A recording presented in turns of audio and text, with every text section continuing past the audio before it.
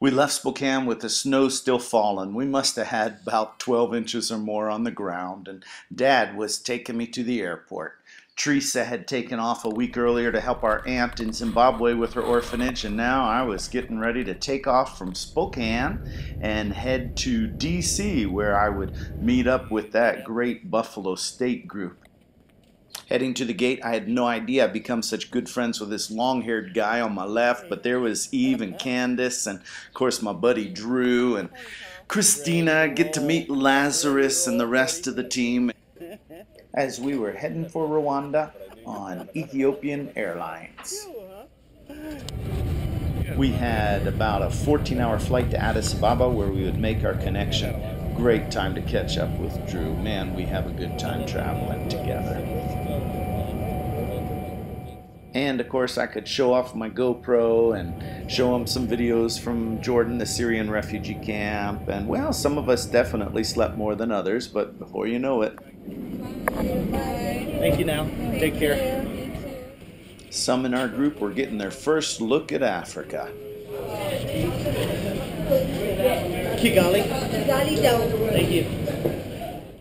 The 14 of us didn't have long to lay over in Addis, and we were then headed on a beautiful day, flying on to our next stop, Kampala, Uganda.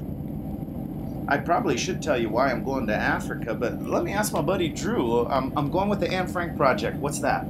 The Anne Frank Project, Carl, I'm glad you asked. I'm glad you're a part of it. We use the words and wisdom of Anne Frank as a springboard or a starting point for the intense examination of genocide, bullying, discrimination through the lens of our specialties, storytelling and performance. Our hope is to continue those stories of Anne Frank and all those children who were not allowed to finish their story. Thanks so much, Drew. Really is great to travel with these guys.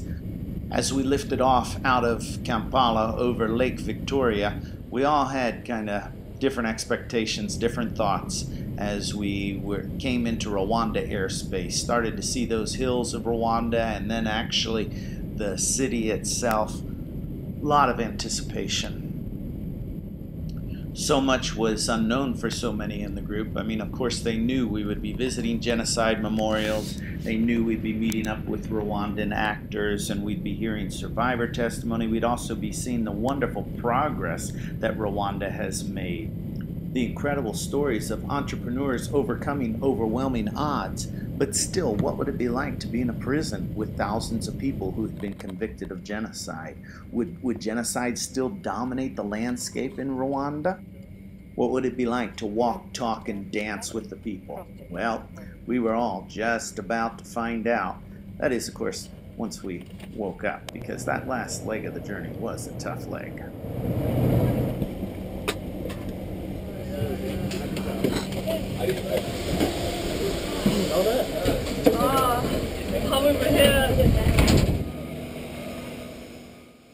The air was so warm it just embraced us, and everybody was struck by this beautiful smell. It smells like Hammond Gardens out here. It does. It does. Yeah. Rwanda's breezes had given us new energy, said goodbye to an airplane friend, and we were off for a 12-day adventure in one of the world's most remarkable little countries.